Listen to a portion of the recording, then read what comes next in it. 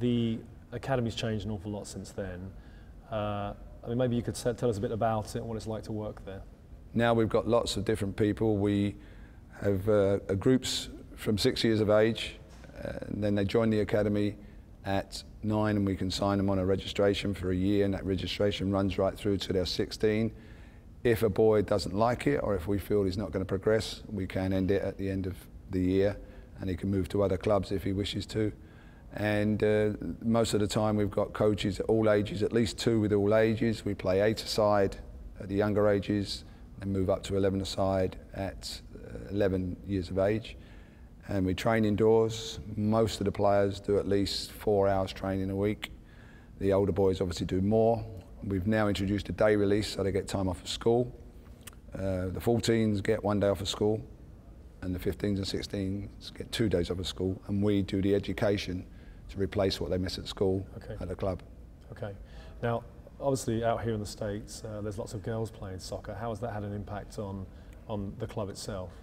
When we first came out, our ladies team was, let's put it right, poor.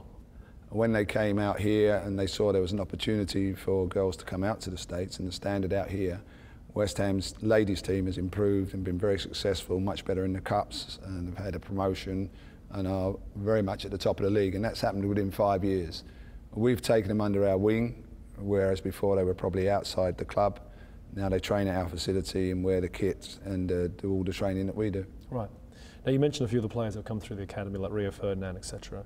And there's some players obviously still at West Ham who came through the academy. How does, I mean, whether they've stayed at West Ham United or whether they've moved on to a club, what's the kind of relationship like post players departing the academy? When you've brought them through from an age of, say, 10 years, then they're always your little boys. Even Rio Ferdinand, when I bump into him now, they remember the good days when they were young. Frank Lampard, just recently Tony Carr's had a testimonial, and it was great because nearly every boy that we brought through, they might not have gone on to be in England internationals, but they'd gone through and played professional football. I had to greet them at the door and show them where to go, and you were getting hugs and thanks, and I remember this. So all of them do, and the boys at the academy, once they get into the first team, they don't forget us. They still come and talk to us. They want to know how we think about the way they've played, and that's a good thing about the club. You know, the more local players we can get in the team, I think the best group of players will be when we get them local again. Okay. Do you have any? Are there any academy players in the current first team who are still, you know, part of the process, still kind of watching the younger players? The boys like Jack Collison, James Tompkins, and Mark Noble, who are the recent ones that have got in the first team, will show an interest in the younger ones. They'll come and watch. They'll give information, not only on the football but on lifestyle.